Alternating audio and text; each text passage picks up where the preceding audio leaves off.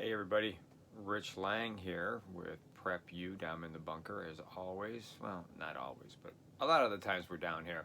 Hey, listen, I didn't know if you guys knew that September was Preparedness Month, which gives us a great time to talk about a few things about you being prepared. And I think it's also a perfect time of the year for it because most of us are heading into the worst weather of the year. Coming anytime from the end of October and up north, probably even earlier than the end of October, all the way through February and into March. And then, of course, we get into, spring storm season again. But this is going to give me an opportunity to just touch on a few things that everybody should be doing, should be getting ready for.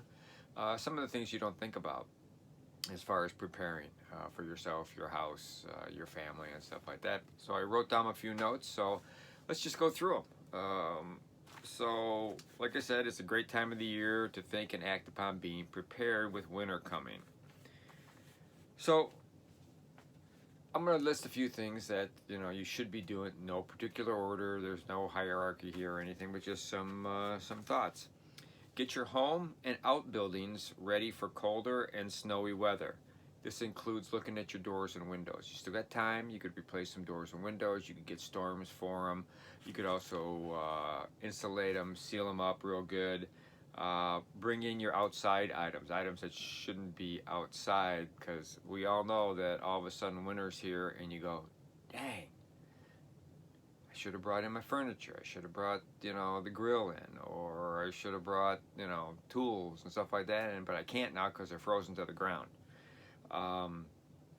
Clean your gutters and downspouts. Extremely important, especially when wintertime comes and you start getting ice dams and stuff like that. You don't want the water backing up, lifting your shingles, especially if you don't have ice shield underneath there. That's really important.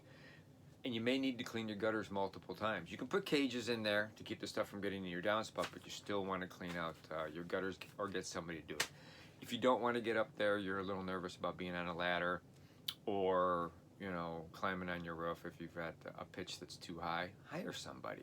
I mean, it's more than worth hiring somebody, for whatever it's going to cost. I used to do it for years. I did it with my side job from a fireman. I cleaned gutters. So, I mean, I would charge anywhere from $35 to $200 based on the home. Make ready plows and snow blowers. Find your shovels, because I'm sure you hit them, and your salt and your sand or cinders buckets. Many parts of the country, I know on the Upper Peninsula of Michigan, they don't use salt. It just doesn't work on roads. I know where I went to school at Finlandia University, they use, back then, sand and cinders they put on the road. It just gave you more traction. And as a matter of fact, rarely did we even see the roads on, side roads, because it was just packed in and everything. So yeah, so get your plows ready. Make sure the hydraulics are great. Make sure that you have enough hydraulic fluid in them.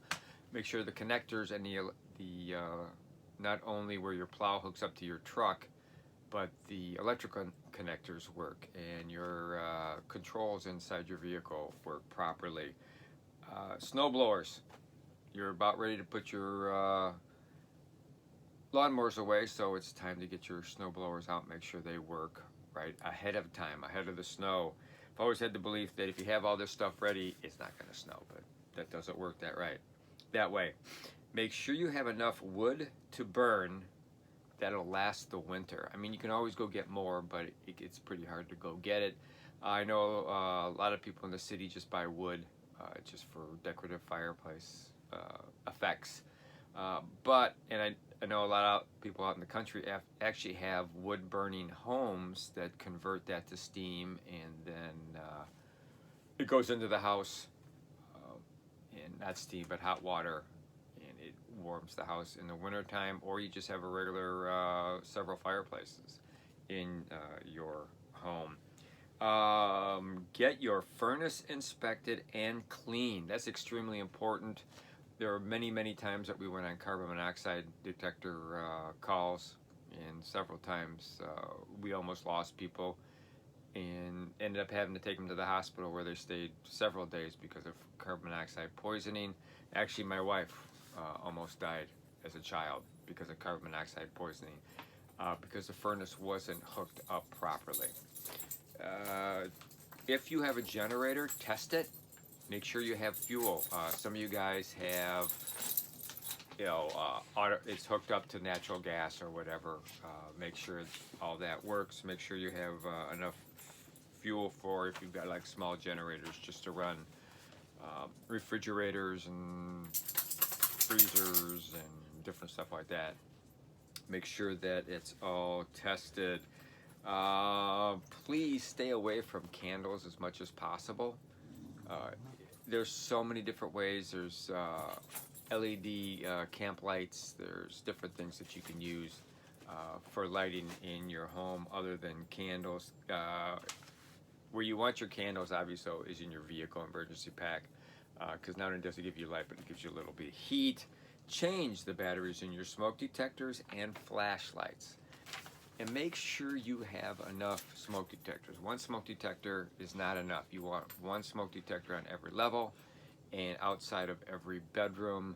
I would not suggest putting one in the kitchen, especially with the way some people cook. You should also have carbon monoxide detectors in your home. It's extremely important. All right, don't forget your vehicles. Check your vehicle's emergency kits. Add your winter items. We should always have our emergency kit in your car. In the wintertime or in the summertime, you pull out the boots and you pull out, extra socks and sweatshirts and stuff like that. Time to put it back in. Don't wait. I know it's middle of September and some places like here, we were at 80 degrees, 85 degrees today. Don't wait. You've got the stuff. Matter of fact, I've got it in some of these bins, not that one, but it's got the winter vehicle clothes. Also, check the air in your spare tire. I forget about that all the time, so double check that. If you have road service from the vehicle you bought or through AAA or through your insurance company, do you have the phone number handy? Do you have the brochure? Is it accessible in your glove box? Make sure it is. Is the phone number in your phone? That's something else that you would want to do. Obviously, you want a hard copy, as we always said, just in case you're stuck somewhere and you run out of battery on your phone, which is something else to put it in your car, is a charging brick. You can have that thing charged up. You can keep it in your car, keep it in your purse, keep it wherever, keep it in your briefcase, so you don't need to worry about finding power somewhere to recharge your phone. They're extremely cheap and they work really, really well. You get several charges out of it. Replace worn out wiper blades and add below zero windshield wash. Definitely important. It's going to help you in the winter when we have freezing rain or the snow melts on your window from the night before and then it turns to ice. All you got to do is hit the button and it just cleans off your windshield. Check the treads on your tires. Make sure that they are good to go for the winter. Some places I know you guys will put on, and gals will put on snow tires, and that'll work too. Some guys want their summer tires for summer and winter tires for winter tires. And those of you somewhere in this country will use chains. I know a lot of truckers going over the mountains through certain passes are allowed to carry chains, and actually you'll see them underneath their trailer. The chains will be hanging there. So if you guys and gals that have them for your cars, put them back in your car. Make sure they work, make sure they're pliable, make sure the springs that keep them tight on your vehicle are sprayed with oil. They work, they don't break, and they're still elastic. You don't stretch them out and they stay there. They go back again. Make sure you got that to do. Other things to think about. Take inventory of food, water, and medical supplies for you and your pets and animals. And yes, animals and pets are different. Those of you city folk that don't have, chickens and cows and pigs and stuff like that, don't realize that, yes, they have to eat too, and sometimes you can't get what you need because you're stuck with the weather. So make sure you have extra supplies of everything available, especially the medicine. Also, check your expiration dates on all your food. This is a great time to do it. Check your rotations. If it's within 3 months, please donate it. Find a food pantry, some shelter or whatever, and give them the food. They will really appreciate it. When you are buying new supplies, here's a trick I figured out by accident. All stores try to get the oldest date up front because they don't want to have to get rid of it or send it back to the manufacturer or whatever, so they stack the new stuff behind it. If you're looking for something with the longest, use by date, go to the back of that shelf and check the dates there. You'll just test it with soup or beans or whatever. You'll be surprised at how many different dates are on the cans and boxes and stuff like that. Try to find the stuff with the longest date to use. So that's about it. I just wanted to pique your interest a little bit in getting ready this Preparedness Month of September, and get your head in that direction. I mean, we're all preparing all kinds of different stuff.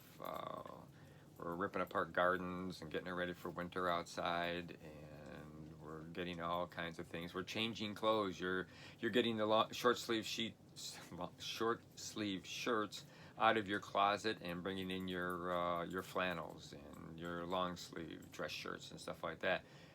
So think about your house, think about your car, think about your supplies. Be ready. And if you're ready, then you'll survive the winter all that much better. So that's about it in this video. I hope you enjoyed it. If you haven't subscribed, please subscribe. We appreciate it.